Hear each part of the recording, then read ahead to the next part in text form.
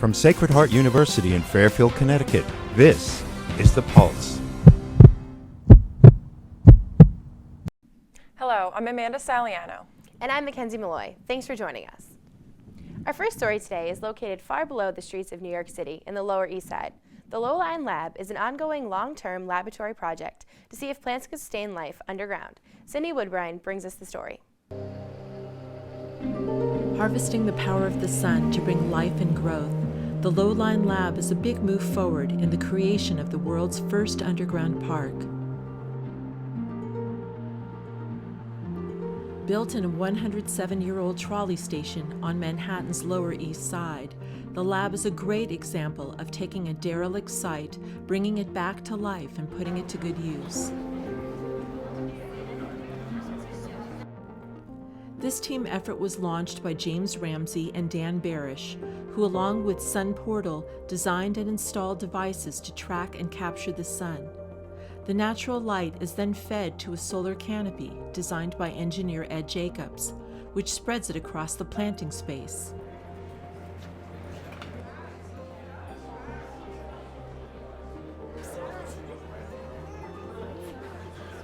The underground landscape contains over 3,000 plant varieties, was designed by Signe Nielsen, and built by John Minnie Distinctive Landscapes.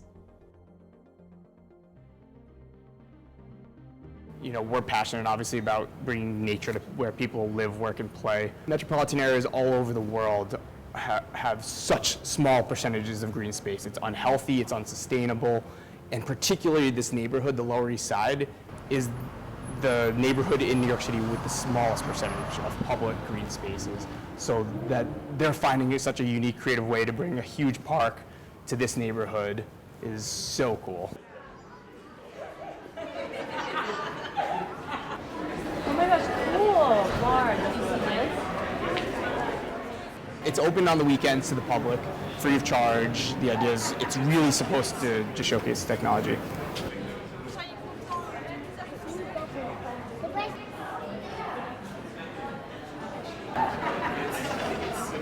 This would be the main entrance to the park, and the idea being peeling up the curb of the sidewalk and kind of going underground, right?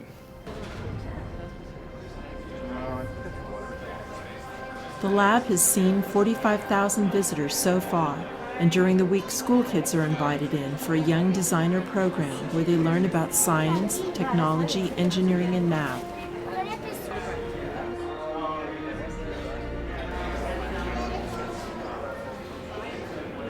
The Low-Lying team, Dan and James being the founders of the Low-Lying team, and Robin, the director at the Low-Lying, have this idea. They're the ones, you know, raising all this momentum and have this vision to build an underground park with natural technology.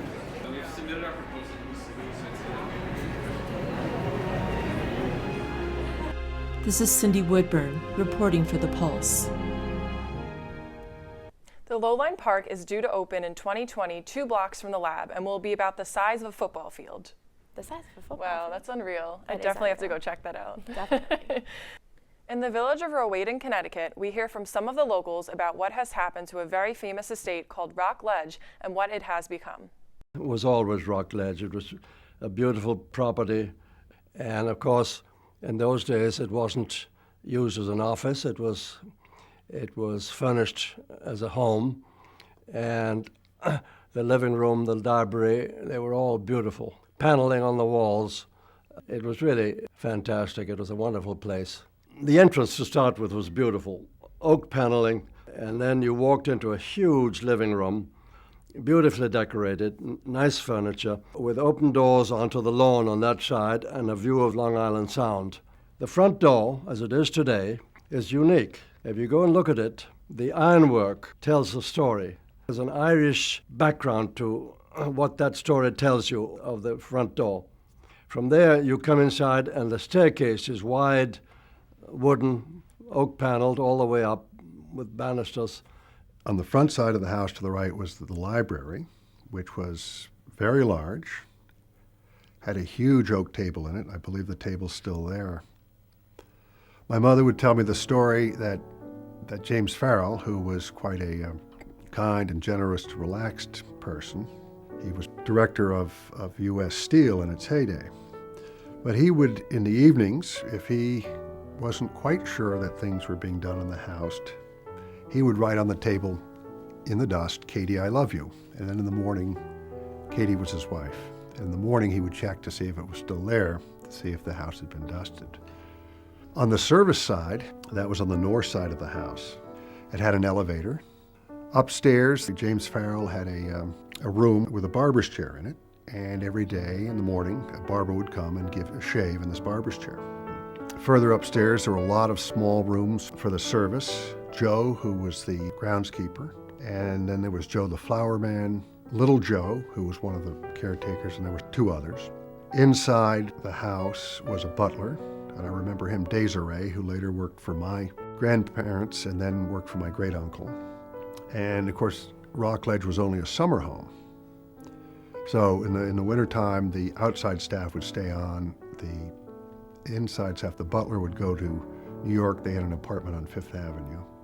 But the house was closed up in the wintertime. The Margaret Smith house was where Rockledge is today, and it was moved. Apparently Mr. Farrell and the owner at that time made an agreement that this big wooden house, which was on Rockledge property, was moved over to what is then became the Smith property, and Rockledge itself was built, but built of wood. And the first Rockledge home of the Farrells, the senior daughter, married to Mr. Murray, had her wedding there. The wedding took place in the house, plus the grounds. During the wedding, the house caught fire, and all the guests had to rush into the house to salvage the wedding presents and bring them out and throw them on the lawn. That was the end of the original Rockledge home. The Farrells died in 1943. The family tried to keep Rockledge in the family. They did for 2 years. It later was bought by Remington Rand, and they used it as their corporate headquarters. And then when General MacArthur became chairman of Remington Rand, they used that as his office. So he was there. I think it was more to fit his style than it was for any other reason. He put, I'm not sure if they're still there, there are two large flagpoles in the front of Rockledge, and they were put there for an American flag and then I guess his 5-star flag. After that, it became Thomas School, and before they merged with King's School and Low Haywood, or when they did, then it was bought by Continental Can. There was a great uproar by the community of building an office building. They got all the permits they needed, but moved on, and it was sold to Hewitt Associates, who were there for, must have been 15 years, and then it became Graham Capital Management, which it is today.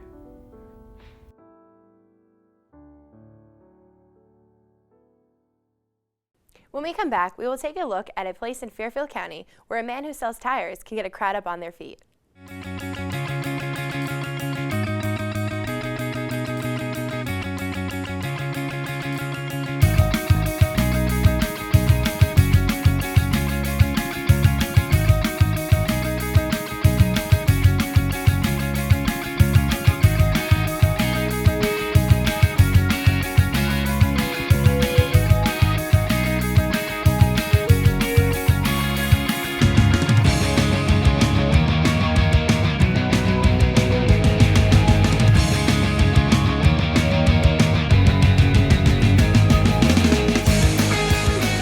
I started at Sacred Heart University in 1999. It's been incredible to see the changes we've gone through. Clearly we were on a growth path for many years, and I think all the signs were leading towards us becoming a school.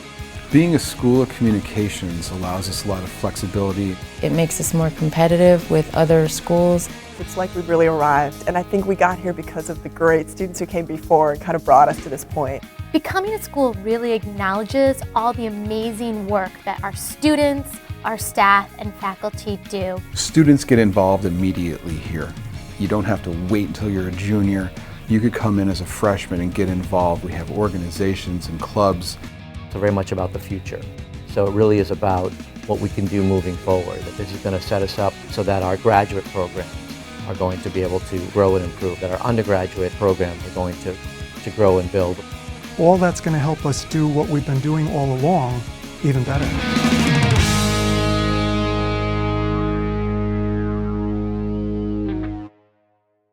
Welcome back to The Pulse. In Norwalk, Connecticut, a local tireman has an entire community dancing in the street. Here is more on the story.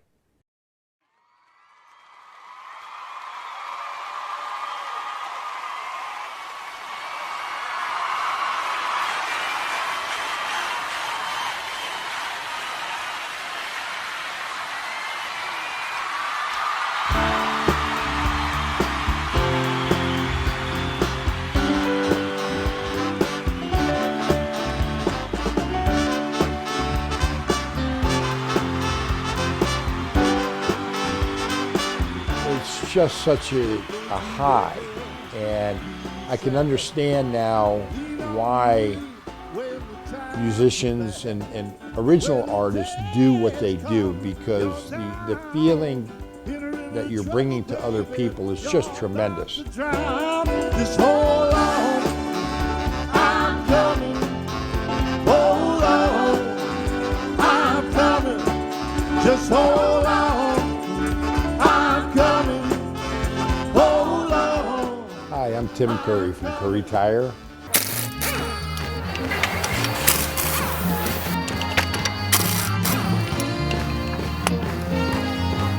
I always wanted to start a Motown band. Oh, baby, everything is alright. Uptight, out of sight. Baby, everything is alright. Uptight, out of sight. Well, I'm a poor man, son from across the railroad. Well, about 400 people attended that first show. It was such a hit. People kept coming to me and asking me or calling me, when are you going to do it again? Because people are just out here jamming on West Avenue, dancing, having a ball, having a great time. They bring their coolers, their chairs. We just sit out in the parking lot and we just have a good old-fashioned jam. Outside, 'cause my heart is true. She said, baby, everything is alright. Uptight. Back in June, we did a nice fundraiser and we raised about $6,000 for Make-A-Wish Foundation. Recently also we played at a festival that part of the festival was for a benefit for Whittingham Cancer Center. Our last show was a couple weeks ago and we had about 800 people show up to our last show, which was a benefit for Toys for Tots.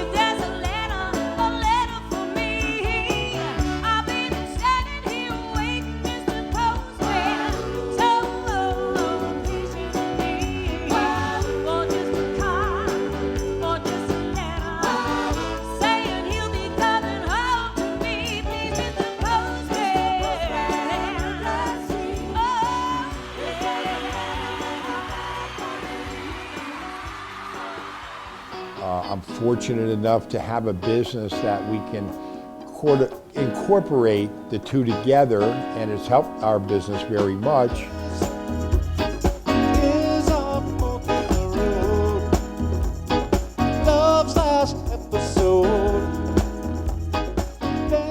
Again, it's that piece of property in the universe to me that, you know, it's like it'll always be a tire shop and it'll always be successful here no matter what the competition is.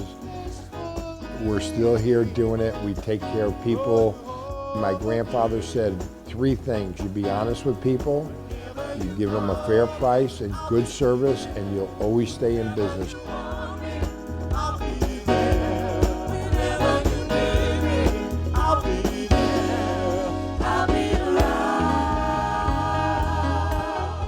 every minute of it. You know, I'm so nervous before a show on how many people are going to come, but when you sit down behind the kit and there's 800 people out there or 1,500 people out there, it's just a great feeling. You know, it's just, you know you've done your job, you've done it well. God has kept me here to make people happy. We'll still keep our tradition going at Curry Tire.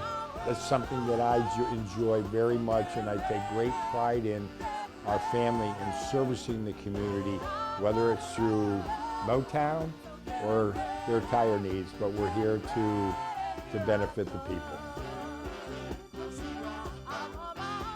It's all worked out, fantastically.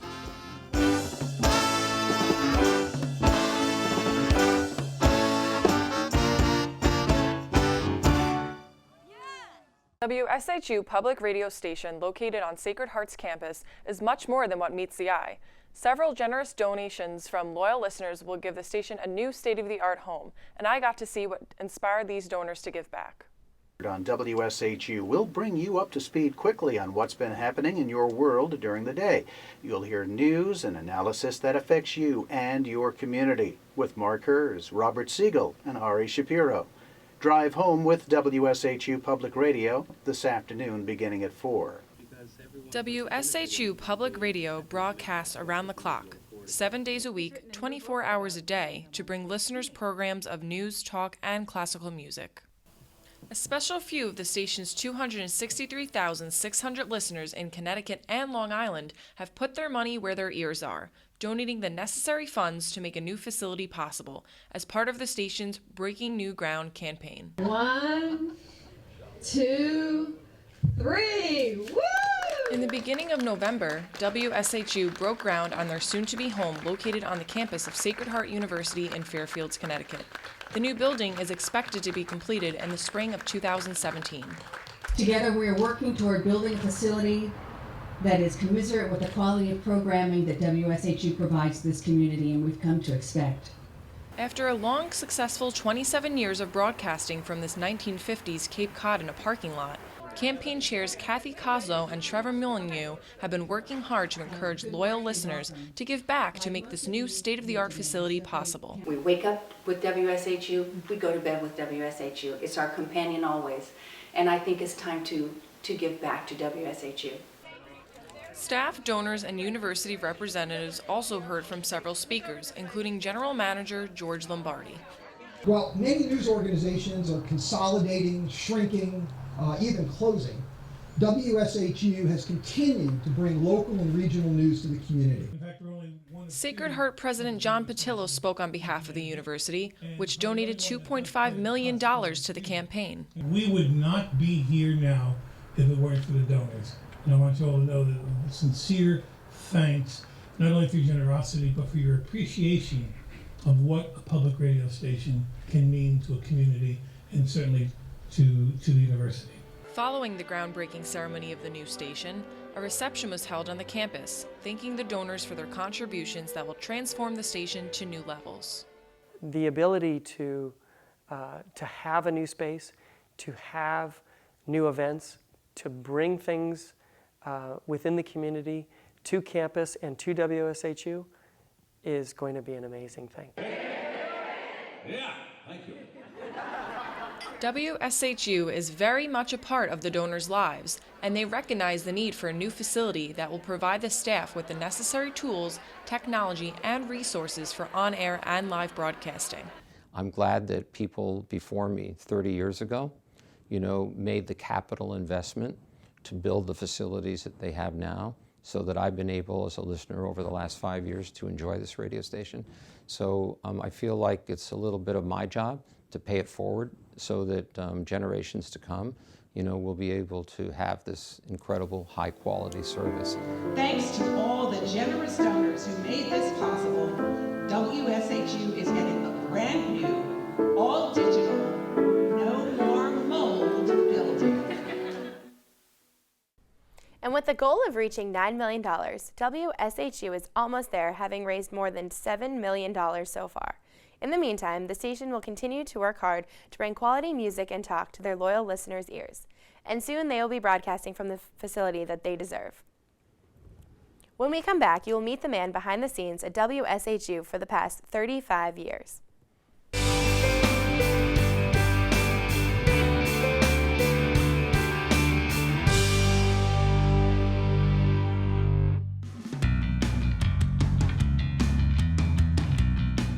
When we have a speaker here, not only do they give a presentation, but we also have a little get-together afterwards where you're able to speak to that speaker and get a business card.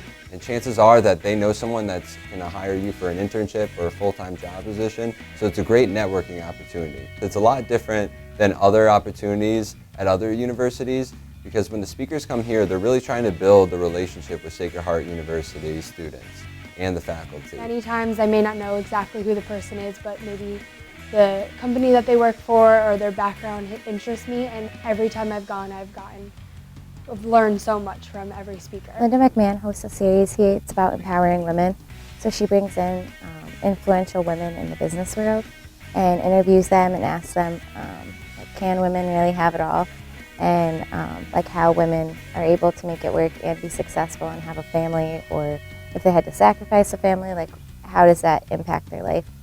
And just getting that side of women in business is really interesting. My time here, I've seen Jack Welch speak at least 3 of my 4 years here. It's an awesome opportunity to hear what he has to say, give advice to the students, and also meet him afterwards. We also had Gary Cohen here, the COO from Goldman Sachs, and what he was able to do was, enlighten students that are interested in pursuing a job in the financial industry with what's going on, what are some current industry trends, and also give advice for students that are seeking potential opportunities in that field. Fortunate enough to have had Campbell Brown come to Sacred Heart University, specifically the Welch College of Business, and she spoke about women having it all, and it was very empowering, especially as an aspiring female business major myself, and so again, taking advantage of those opportunities are key.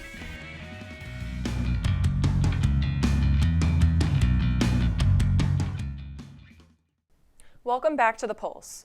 WSHU's General Manager, George Lombardi, spoke with us about how it all started, how the station grew from Sacred Heart's student-run radio station to become a member of National Public Radio in 1984.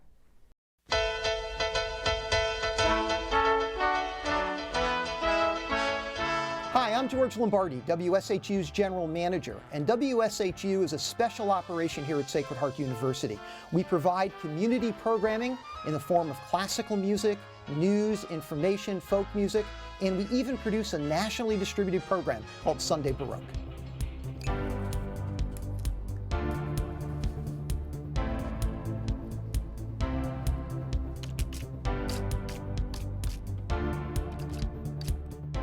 After I graduated, I held a couple of jobs on the outside before I came back. I actually started working part-time for WSHU back, I guess, in the late 1970s. I really loved WSHU. I had been involved on a part-time basis, and here was an opportunity to do something else. I never looked at myself as someone on air. I mean, not that I didn't volunteer and do a little bit of stuff when I was a student. I loved working at WSHU. It was great, but that wasn't the dream job that I was thinking of, nor was it the applications I was sending out when I became a senior. I really thought, the kind of place I was going to work in was going to be, scientific or communication oriented. When I was hired a couple of years after I graduated part-time, I was hired primarily to do the engineering work here. I was repairing equipment. We were working on plans to increase the power of the station and things like that. So I was working on the engineering side.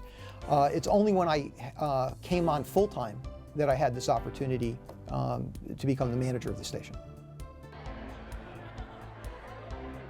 I think that the best times are when we're having celebrations and listeners who really appreciate what we do come up and thank us and reminisce with us about everything we've done. Over the years, we have been able to represent Sacred Heart with the kind of broadcast we put together. We have gone through many different administrations that I've worked with at the university. And we have, I think it's been called a few times the jewel in the crown. We've really been able to bring a very high quality program to the community as a great community service for Sacred Heart. Here it is, the university has entrusted me to do this, and that's what I think has been wonderful for me. I'm very thankful to them for their, trust and support.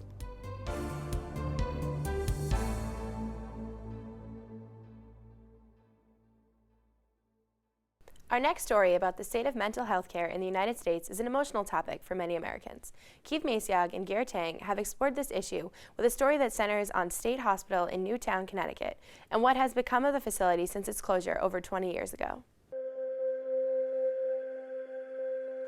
I first became interested after moving to Newtown, Connecticut 4 years ago.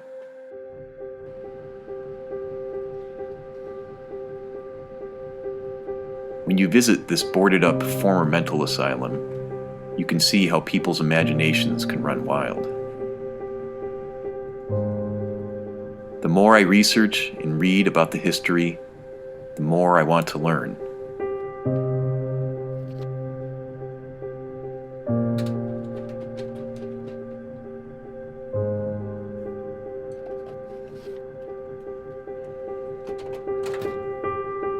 What kind of people lived there? How were they treated? What kind of life did they lead?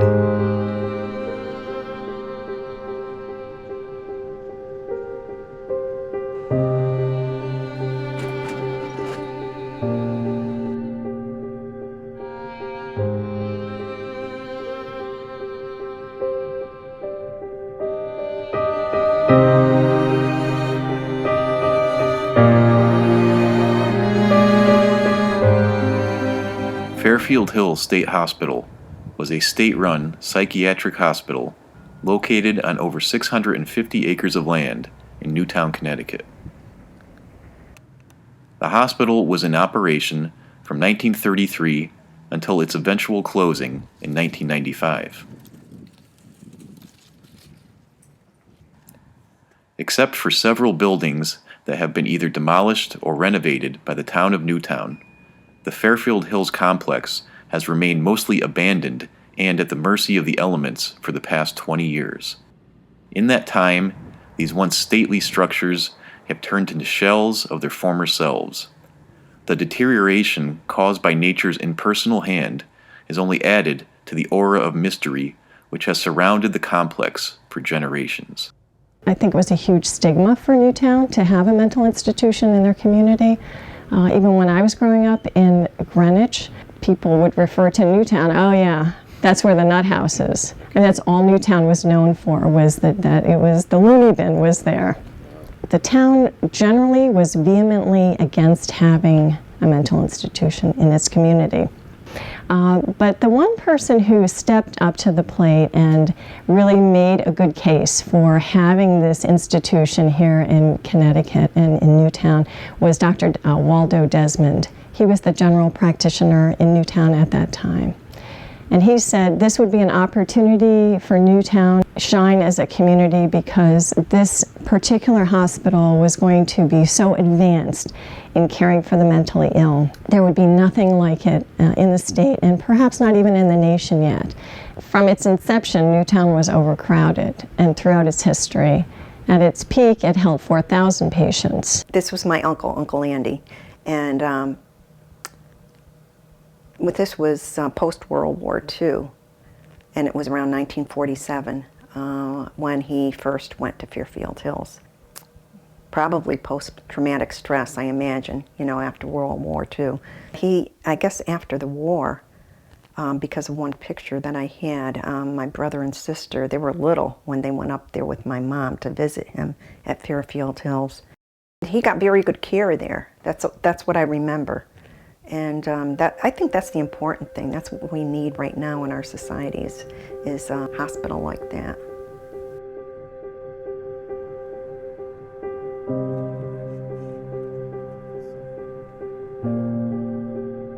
The idea of Fairfield Hills was that it was supposed to be cutting edge. They were not in the dark. They had natural lighting. There were no bars on the windows. Fairfield Hills Hospital was depopulated and as a result defunded to the point where only 200 patients remained at the time of its closing. Now that 20 years have passed, we have to ask ourselves, did we make the right choice in closing Fairfield Hills?